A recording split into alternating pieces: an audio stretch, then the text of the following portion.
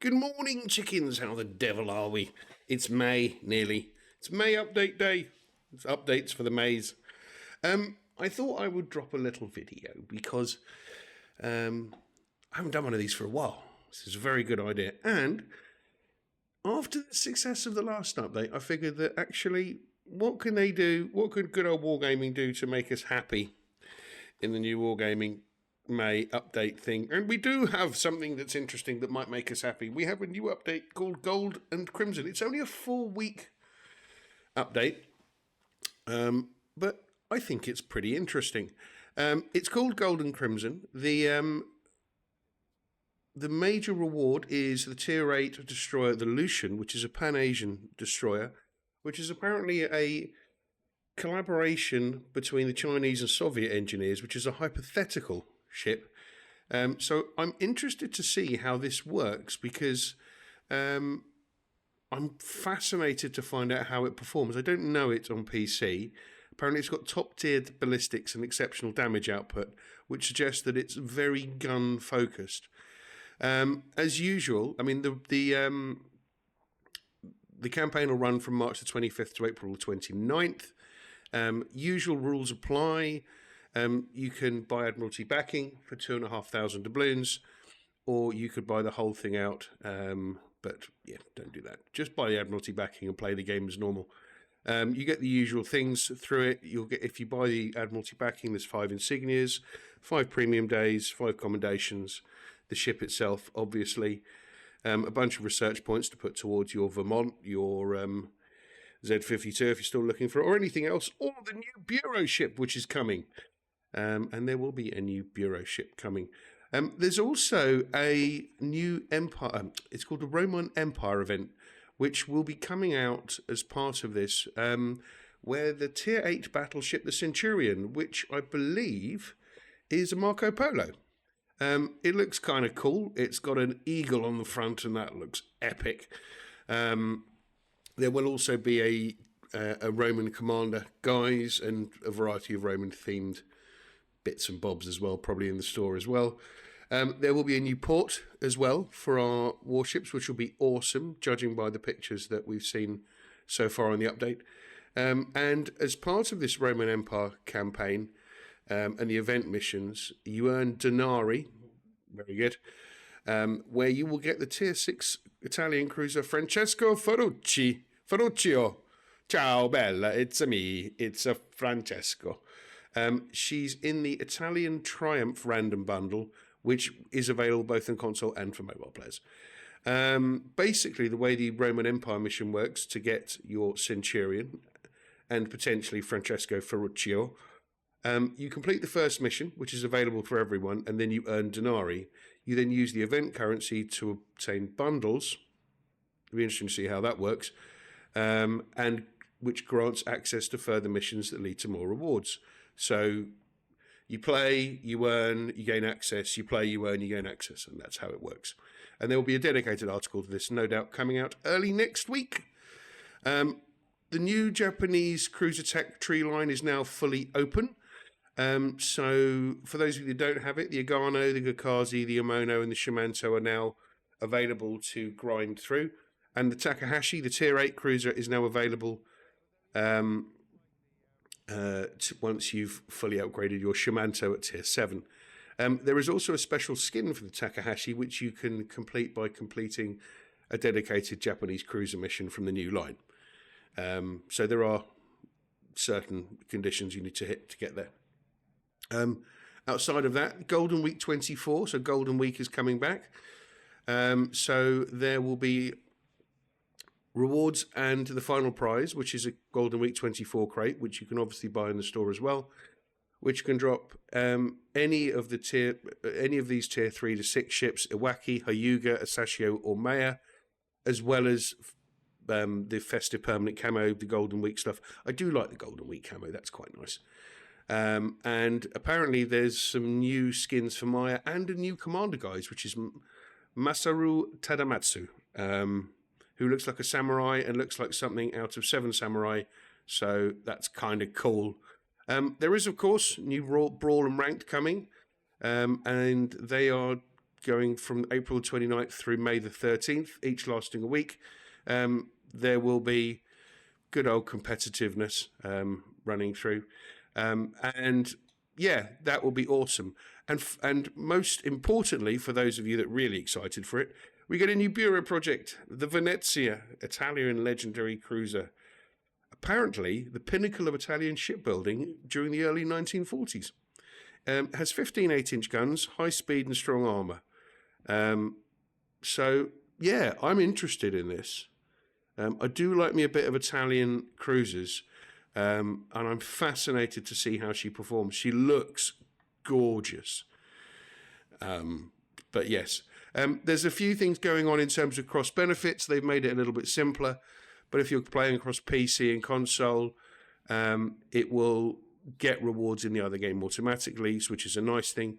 And quite importantly, there are a variety of balances and bug fixes and some changes to spawns and things, which I'll talk about in a minute. There's a variety of bug fixes. Most of them, there's nothing in here about aiming, which is a question mark. And one thing you should know is that Stellar chips that you got from the Planet Clash event, they'll be rewarded with 1,500 credits for each Stellar chip you had. So either spend them on some crates or bits and bobs if you want them, or wait for the credits to come through. Now, the really, really important bit. So what's just a recap. So the Lucian Tier 8 Destroyer, yeah, cool. I'm intrigued to see what that's like. The Venezia is going to be awesome. I don't know anything about Francesco Ferruccio, although it does have a fantastic name. But all of these things are pretty cool while you watch my Christopher Colombo doing its best to win a game, well, which it probably won't, if we're being perfectly honest. So, Ministry of Balance. Speaking of legendary ships, Montana. To quote, Montana is in the unfortunate position of being the lowest performing legendary tier battleship. Correct. It sucks. So they're going to try and update her and give her a bit more survivability and firepower. It's improving its shell grouping. It's 2.5%, so it's a small nerf, but a small buff, not nerf. So that's a nice thing. Damage is being slightly increased from 13,100 to 13,500. Health has been increased by almost 10,000 HP, which is substantial. But they've reduced a lot of the HP for certain areas of the ship across the bow, the casemate, the stern, and the superstructure, which basically means that it doesn't just take massive chunk module damage, and you will saturate that ship a lot quicker. Which is good to a certain extent. The same thing has happened to Grosser Kurfürst, so it's just not survivable and it takes a lot of damage. So they've increased the HP again, just over 10,000 HP, and they've reduced a lot of those modules' health. So again, I mean, the casemate HP is reduced from 43,500 to 17,000. That's a massive reduction. Again, these areas of the ship will start getting saturated really quickly. Dallas has had a mild nerf. Reload speed has been increased by a second. They've increased some of the damage, but not by a huge amount. Helena equally has had its reload speed increased and actually had its some of its side grade shells reduced from slight reduction in damage. Marco Polo's been reduced in reload time, probably to match the new Centurion coming out, which is an interesting thing. Hilariously, the Resistance hull plating leaves much to be desired at Tier 6, but it's fun anyway. Anyway, so they're increasing it to match the standards of the tier. So it's gone from a battle cruiser to close to a battleship. Its bow and stern plating is going up to 26 mil from 16 mil. That's going to be interesting. Takes it away from that. It kind of takes it out from the rest of the... I'm not sure about that one. Königsberg has had its bow and deck plating increased, so it will arm more armor piercing. Congratulations, from 10 to 13 mil. It also has an updated model in the armor view, which is nice, because Königsberg's always been good, but it's kind of a high skill ship. They get blapped really quickly. There's been minor armor updates on the Mainz, the Mainz CE, and the Königsberg, mainly for their barbettes, but doesn't impact gameplay. There's a few changes on commander skills, which is important. Master Mechanic is currently the best performing skill for any battleship commander, and I would select it. They're reducing its impact, so it removes the skill's faster consumable cooldown, which is a shame. Proper Meticulous has had a few buffs, so they've improved survivability and reduced secondary dispersion and enhanced targeting duration. The really nice thing, they further tweaked the spawns. North has had its spawn point shifted to increase the time being spotted, which is a result. Islands of Ice, which is where spawn points have been shifted to increase the time being spotted again. And Domination has been shifted up in tiers, so it will no longer appear in tier 6. Okay. Crash Zone Alpha, again, shifted to increase the time being spotted, which is fundamental, and the same with Land of Fire. And that, ladies and gentlemen, and fellow chickens, is that.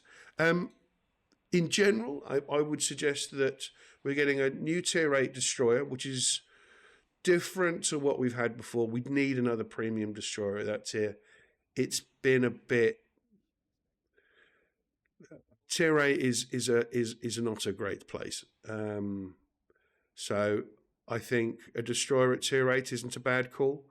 I think the Centurion potential is fun. I love the Marco Polo. I think it's a good ship. The fact they're improving its reload is a result, because I still think it's super strong.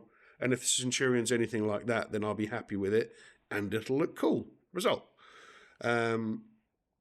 Hopefully there isn't a cost associated with earning it. Hopefully not.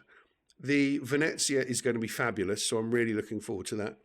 And the improvements to the quality of life improvements to the spawn points, I think, is really good. The buffs to the Grosser Kurfürst and the Montana, you still won't get me loving the Montana. I'm sorry, I don't like big, slow, stupid US battleships. I just don't. Everyone knows this. The Gruber, it needs it. It suffers. It's why they sit at the back of the map being ineffective more often than not, or charging forward and getting annihilated. They just are a damaged sponge, sadly. Outside of that, I'm pretty comfortable with it. It's only a 4-week campaign, so it's a relatively quick one before we get into June. Golden Week's nice. As usual, I do like those camos. They are some of the best camos in the game, which is awesome. But really, I'm pretty comfortable with this. I think following on from where the last update was, which was a pretty high bar, we've got ranked and arena coming. No mention of fleets, sadly, but you can't have everything. But yeah, I think all in all, it's a pretty solid update. I'm happy with the ships. I'm comfortable with some of the changes they've made. The Resistance one, I'm a little bit not sure on. No mention on fleets. I'm sure somebody will be asking about it. But overall, I think I will give that a solid 7 out of 10. So, well done, Wargaming. Thank you very much. Have a lovely rest of your day, chickens. I will see you on Monday evening with the new updates. Don't forget to download it before. It's only 8 gigs, not very much. Have a lovely rest of your day. Stay safe, be good, and I'll catch you on the flip side. King Chicken out.